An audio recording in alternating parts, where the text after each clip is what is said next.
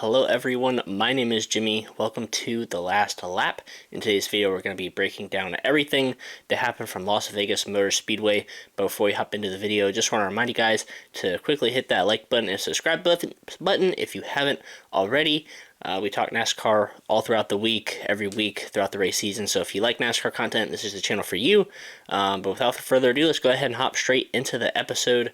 As always, I have my friend and co-host Matthew joining me on the show. And golly day, this weekend was a long and rough one for me as a Chase Elliott fan.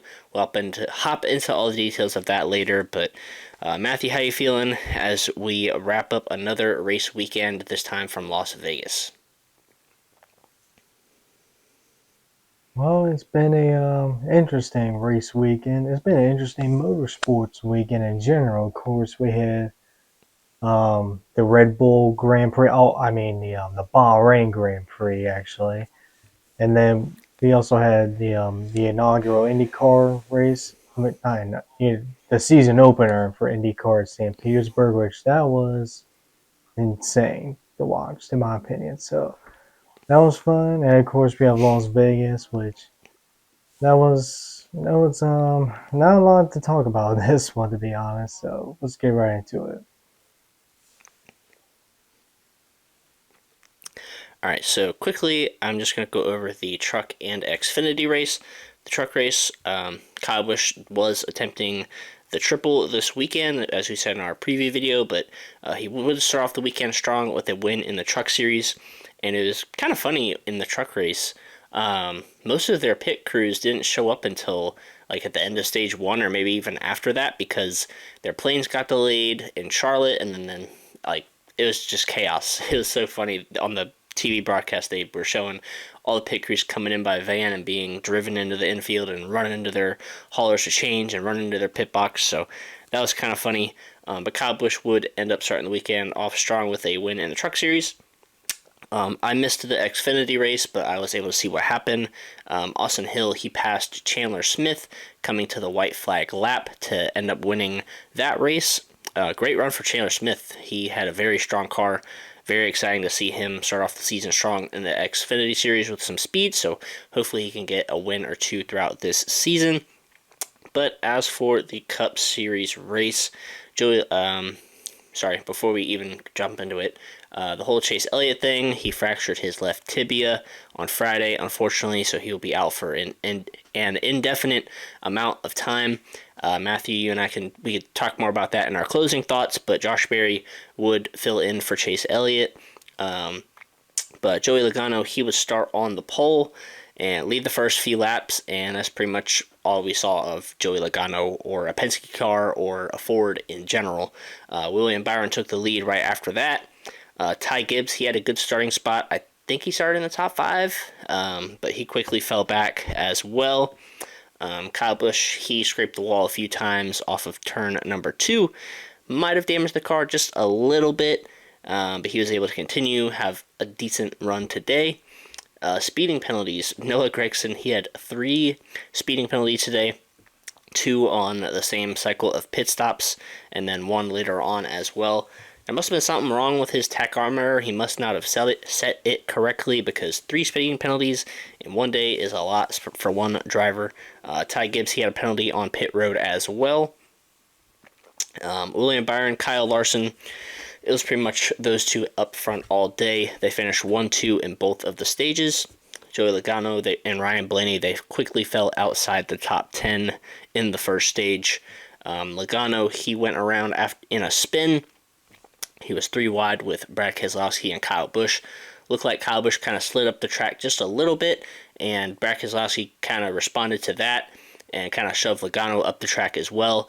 Joey Logano hit the wall, spun down through the grass. That would end his day. That was the main incident of the day. Denny Hamlin, he took 2 tires on that pit stop and gained the lead. Kyle Larson eventually took the lead away from Denny Hamlin, and Denny Hamlin held on to second place for quite a while before William Byron caught him. But there were some green flag pit stops in the final stage. Larson cycled back to the lead. William Byron cycled to second place and passed Denny Hamlin. And then there was a dreaded caution with 4 laps to go. Eric Almirola got loose in turn 4, hit the wall, brought out the caution. From the first angle that Fox showed, it looked like Almirola had already gotten rolling again when the caution came out. So I was kind of like, why is this a caution? But then once they showed the replay, he was pretty much all the way sideways and hit the wall pretty hard. So I do think that was the right call. But like from the first glance and angle that they showed, I was like, why is the caution out for this? But that would allow for a little bit of strategy. Martin Truex Jr., I believe he was fourth or fifth at the time, sixth, something like that. He decided to stay out. Everybody else pitted, got at least 2 tires. Most of the front runners, like Byron, Larson, Hamlin, Bowman, they all got 2 tires. And then on the restart, Truex was able to hold off Byron, or at least be side by side with him all the way pretty much through turn 3. William Byron got the runoff for turn 4, ended up driving away, and then everybody else pretty much swamped Martin Truex Jr. So William Byron would go on to win. He dominated the race, swept both the stages, led 176 of 271 laps, put on an absolute clinic today. William Byron did. So just quickly as we look over the race results, we got Hendrick 1, 2, 3, Byron, Larson, and Bowman. And then we got some Toyotas, Bubba Wallace and Christopher Bell. Christopher Bell, he had kind of a weird day. He had a top 5 car, and then he dropped outside the top 10, maybe even top 15, and then was able to work his way back up to 5th. So great comeback for him. Austin Cindric 6th. I am really not sure where he came from, but great run for him. He is the lead Ford and didn't even really look like it all day. Martin Truex Jr. 7th after staying out. Justin Haley 8th. Great run for him. Seems like he always, every now and then, he'll kind of grip and claw his way into a top 10 finish. So good for him. Kevin Harvick, Mr. Consistency, as I like to call him, finishes 9th. And Daniel Suarez 10th. So those are the notable finishers. I'm going to quickly go over my post-race thoughts before tossing it over to Matthew. So Hendrick domination, that's the gist of what happened in this race. Kyle Larson, William Byron, both very strong all day long. Looked like Kyle Larson kind of got ahead of William Byron after one cycle of pit stops there, but that caution did end up shaking everything up, gave William Byron a chance and his pit crew a chance more than anything to get some tires and get him out ahead of Kyle Larson.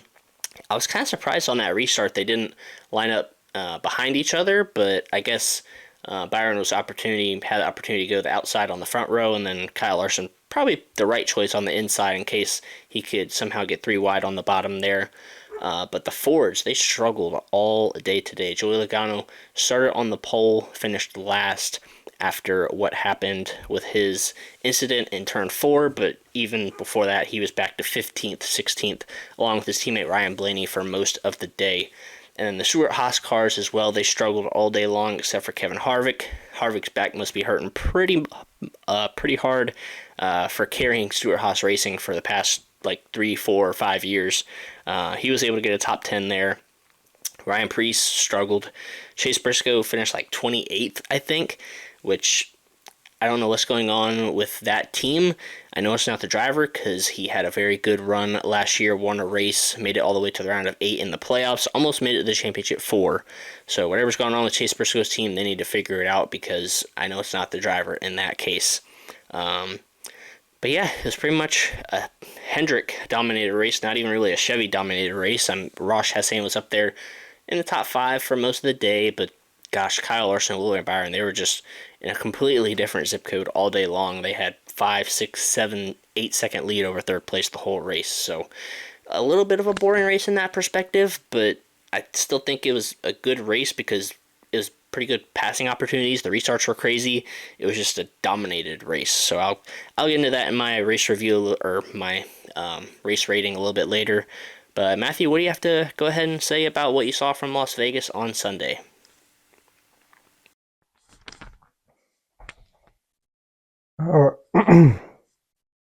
All right, so before I get into the actual race, I do want to say I'm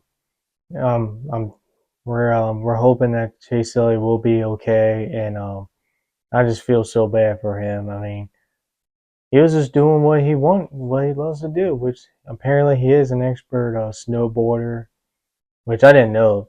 I didn't know about that about him, but I mean, it's just a shame to not see him in the race car. I mean, you just hate to see a driver get injured like that. You hate to see them out of the race car for that reason.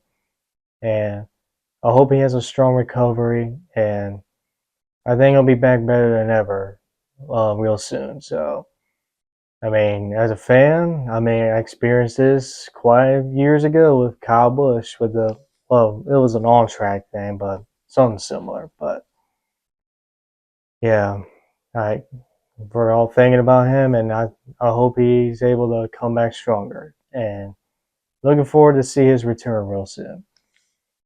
So that's all. That's all I'm going to say about that. As for the race itself, it was pretty average, I'll say.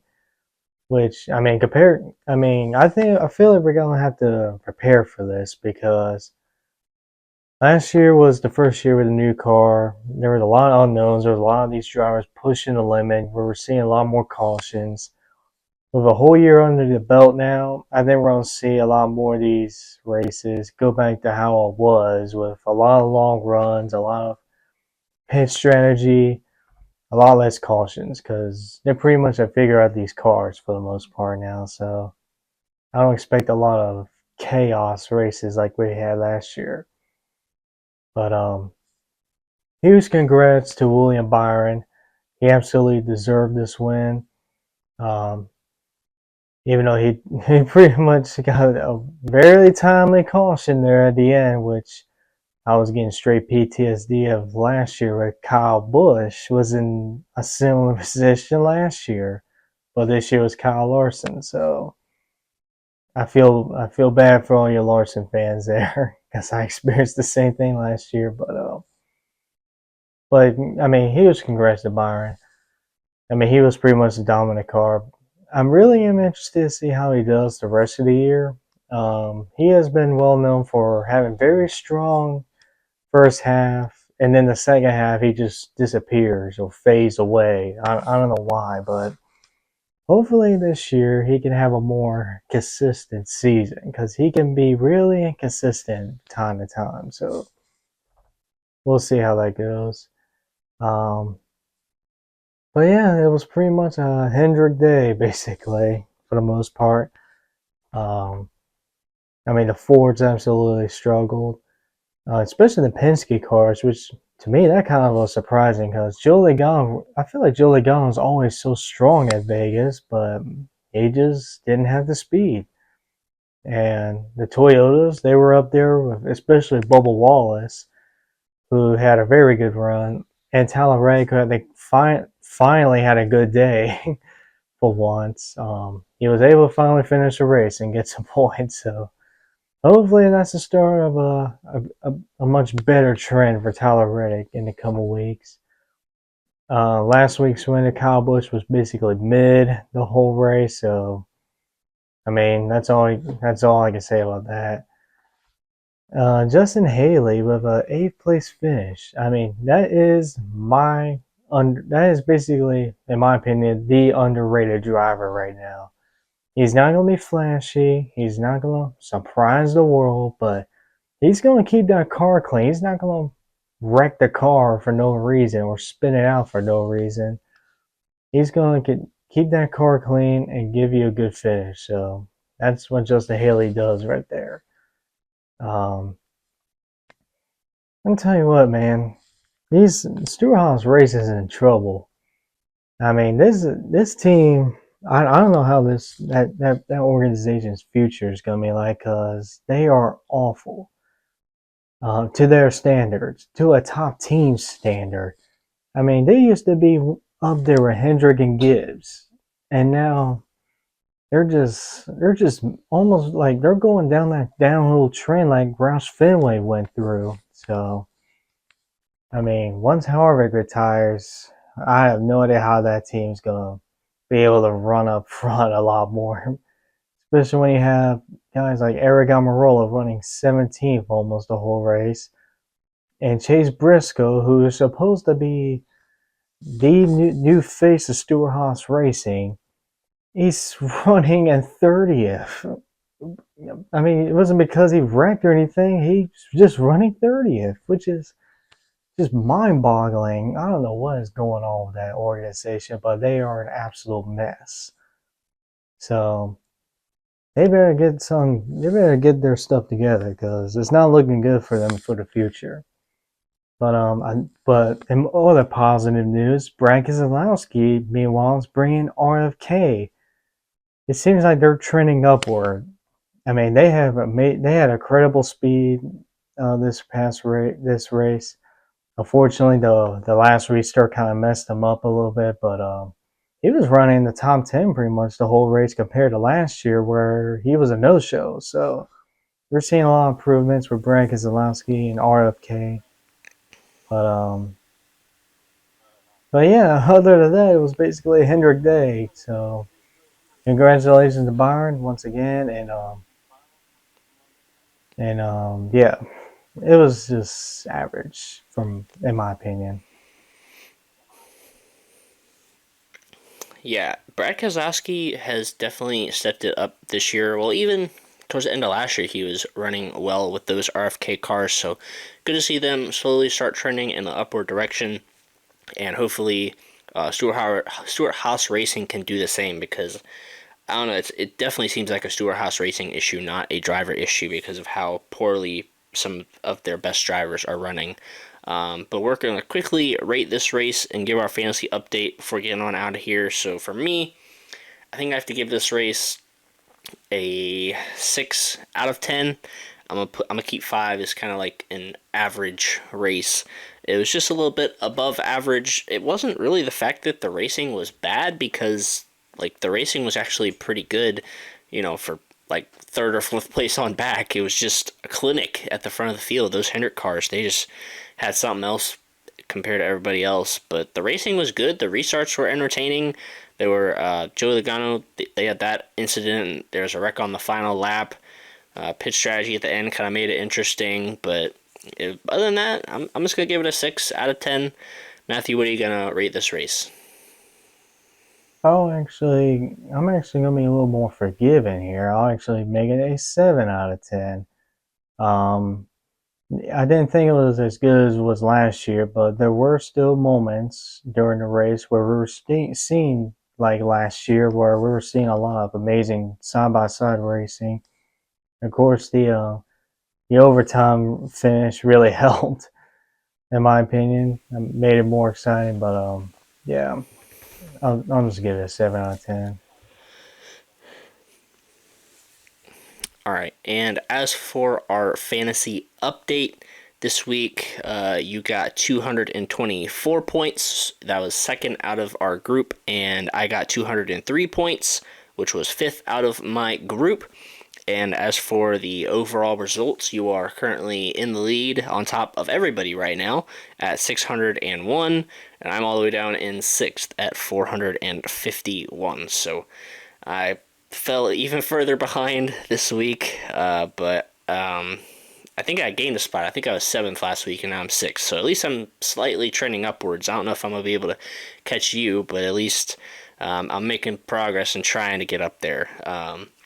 But for our closing thoughts, um, I guess I'll go ahead and start. So I'm gonna talk about the whole Chase Elliott thing. I'm gonna address it because I haven't really talked about it. So when the news first came out, obviously I was devastated. Couldn't really believe what I was seeing on Twitter and everything about him being injured in a snowboarding accident and being out for the indefinite future. He did have a successful surgery though, and is on the road to recovery. He apparently started physical therapy today on Monday, which is great. So, very excited and hopeful that he'll be able to just get through that physical therapy, get back where he needs to be. I don't want him to rush back into the car at all. Definitely want him to take his time.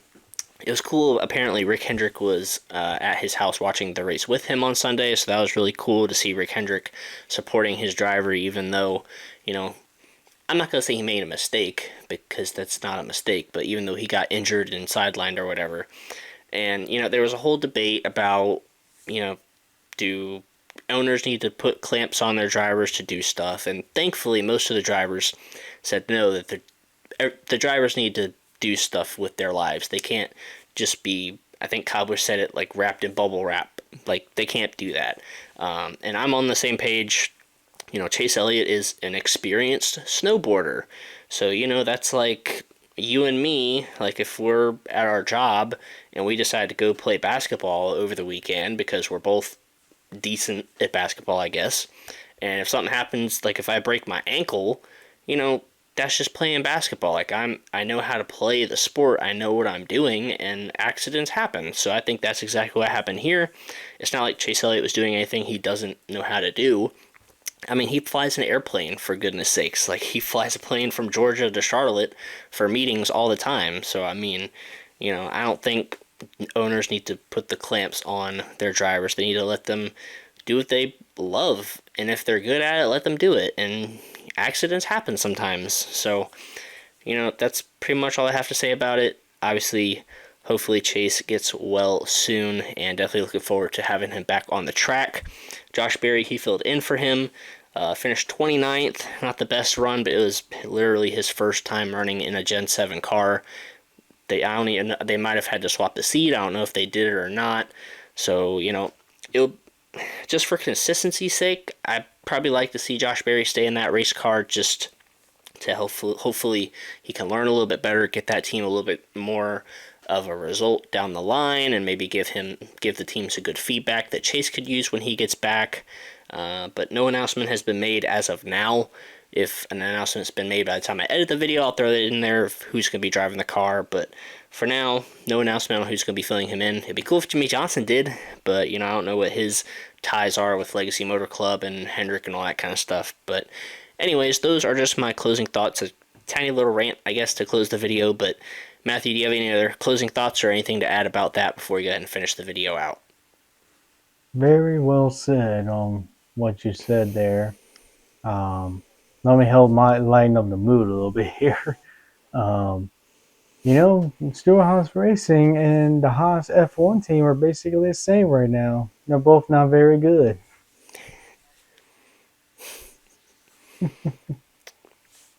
Good joke. Good That's joke. right. That was funny. All right. Well, that is going to go ahead and finish this video out. We hope you guys enjoyed the video. Make sure you guys check out all our social media pages. Those will be linked in the description down below. We'll come out with our preview video later in this week. But until the next time, we will see you guys in our next video.